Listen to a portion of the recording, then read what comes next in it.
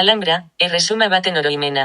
Granada hiriaren gainean, sabika muinotik paisaia menderatuz, Europako historiako monumenturik ederrenetako eta misteriotsuenetako bat dago, Alhambra.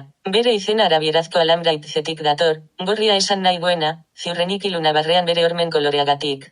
Baina Alhambra ez da jauregi bat bakarrik. Gotorleku bat ere bada, hiri bat eta, batez ere, Iberiar penintsulako musulman erreinuaren azken simbolo handia. 13 eta 14 mendeetan, Nasri dinastiak leku hau bere erreinuko gune politiko eta kultural bihurtu zuen.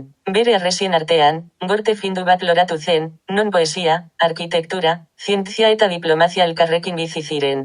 Nasri sultanei patioak, lorategiak eta aretoak eraikitzeko agindua eman zitzaien, fintasun artistiko aparteko zapainduak. Ura, arte islamikoan ezinbesteko elementua, iturri eta ubideetatik isurtzen da, jauregiko musika isila bezala. Lekurik ospetsuenetako bat lehoien patioa da, non amabi lehoi eskulturek eusten duten iturri batek erreinuaren boterea eta harmonia simbolizatzen dituen. Arkitektura zehetasun guztiek edertasuna goi mailako ordena baten isla gisa bilatzen zuen mundu baten berri ematen dutela dirudi. Baina Alhambraren historia aldaketa eta gatazkek ere markatuta dago 1492an, errege katolikoak, Gaztelako Isabelia eta Aragoiko Fernando II, Granadan sartu ziren azken Nasridar sultanaren, Boabdil, errendizioaren ondoren. Gertaera horrekin, musulmanen presentzia politikoa amaitu zen Iberiar penintsulan.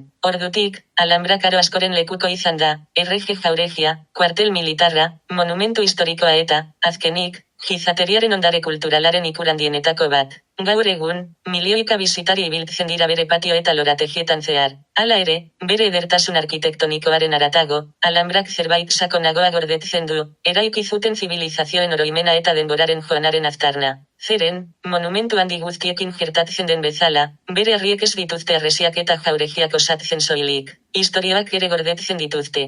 Bideo hau gustatu bazaizu, harpidetu zaitez kanalera.